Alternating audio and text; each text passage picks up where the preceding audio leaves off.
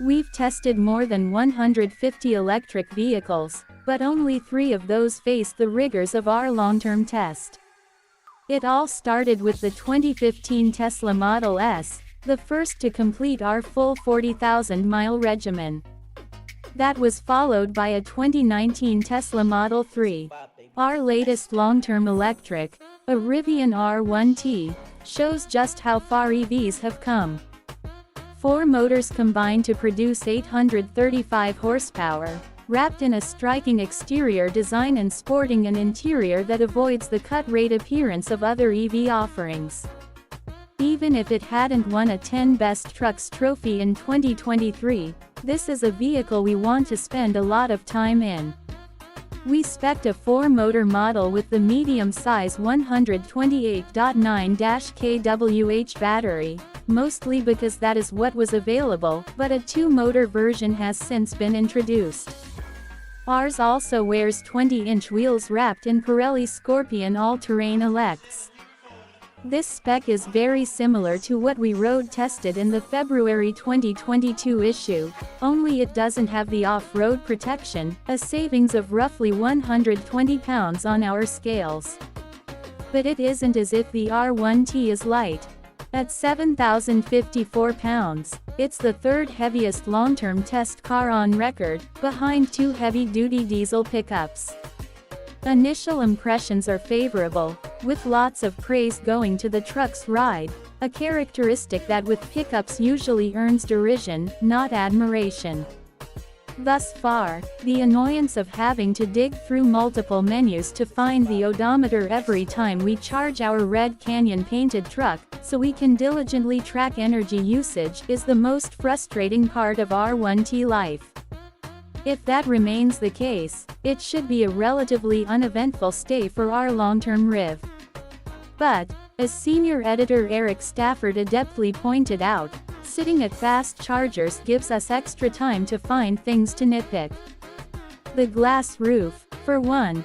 Rivian PR once jokingly called it SPF 1000, but a sunny 85-degree Michigan day offered more than enough solar gain to heat the cabin. A steel roof would likely boost efficiency and help trim curb weight, but the sum of these gripes still amounts to trifles.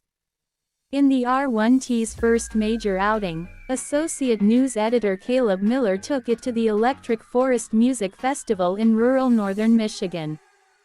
He learned that the truck is so new, the local constabulary didn't think to check the gear tunnel for contraband, probably because they didn't know it existed, which is good since Miller had more than his maximum allotment of hooch.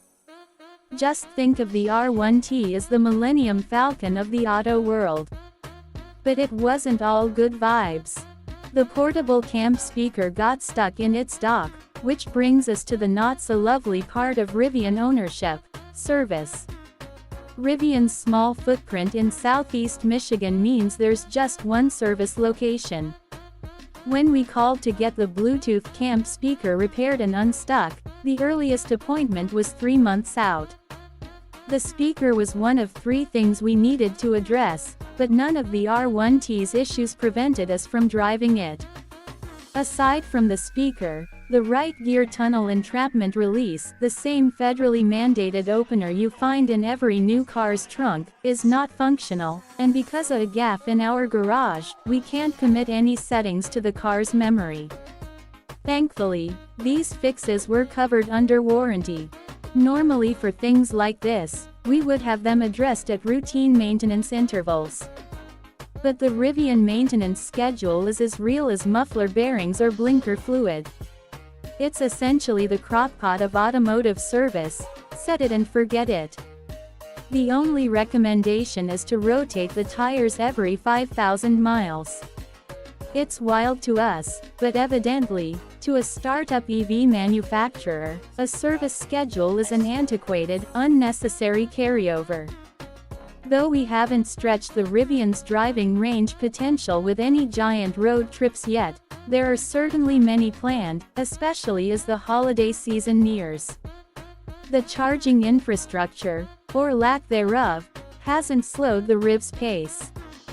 Credit its smooth driving, comfortable cabin, useful shape, and thoughtful features, gear tunnel, frunk, air compressor, for its popularity. We've come to tell inquiring strangers who desire a thoughtful comparison to their half-ton not to think of the R1T as a pickup, but rather to think of it as a really nice vehicle that just happens to be in the shape of a truck. We plan to test the range when towing a variety of trailers, which we already know won't be great. But it'll give us plenty of time to hunt for that pesky odometer.